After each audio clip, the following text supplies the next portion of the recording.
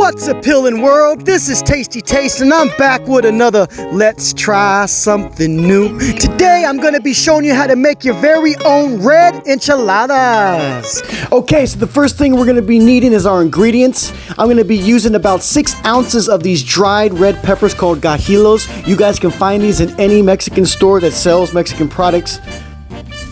After we put them in a bowl, you're going to want to rinse them off very well. Make sure they get rinsed off. You want to take off any type of film that has been built up maybe on them. And then we're going to put them in a pot to boil. You're going to pour enough water, enough to cover the chilies and submerge it. Next, you're going to put a little bit any seasoning. I'm going to put some garlic powder as you can see here. And I'm even going to throw in half an onion. We're just going to let this sit, simmer, and boil. Let it marinate a little. Get all those flavors mixed in there, like so. And for about 15 minutes, you're going to turn every now and then, and it's going to get softer and softer as the process goes on, as you can see. Pretty soon, you're going to have it really soft like so, and when it's dripping all nice and juicy like that, it's time to throw it to our blender. So the next thing we're going to do is drop it in a blender. It's going to be all nice and steamy, so be careful. After you empty all of the chili into the blender, you will also pour in the broth. When you are done, you can add some more flavor into it. I'm just doing it basic. We're going to hit blend on this baby. Blend, blend, blend.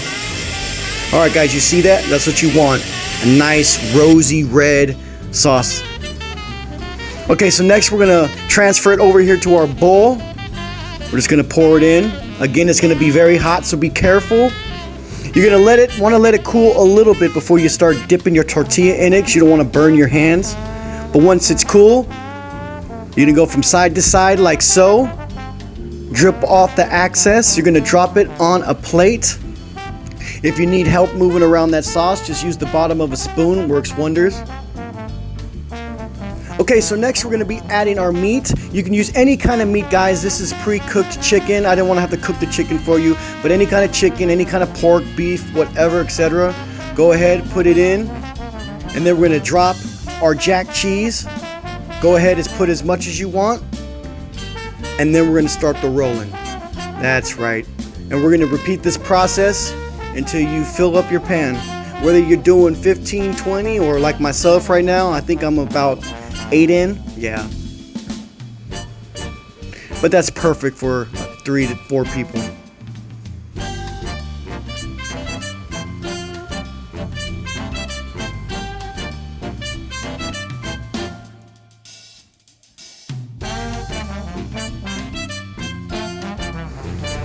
After a while, it just becomes an art, you know what I mean?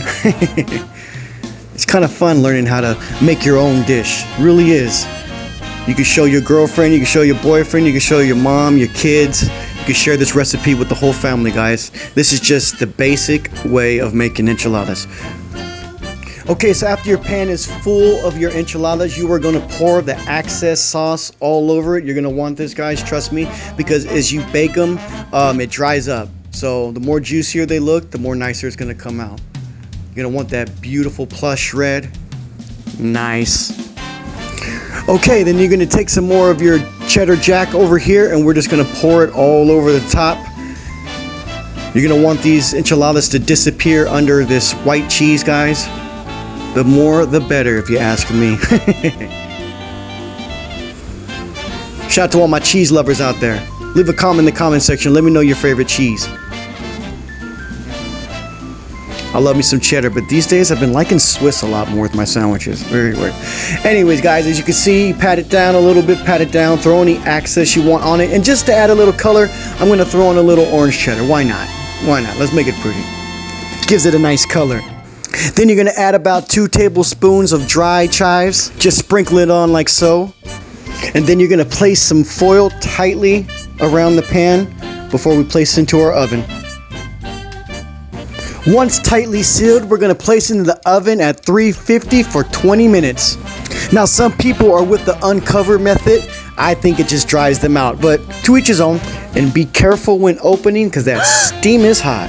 Woo. And would you look at that? Absolutely gorgeous. I love it. Okay, all there's left to do is just to serve it on a plate. and try it out. Be proud of yourself, guys. You just made your very own enchiladas. Pass on the information, tweak it as much as you want, add any seasoning you want. You guys make it your own dish, you know. And with that, this is Tasty Taste, and like always, keep tasting.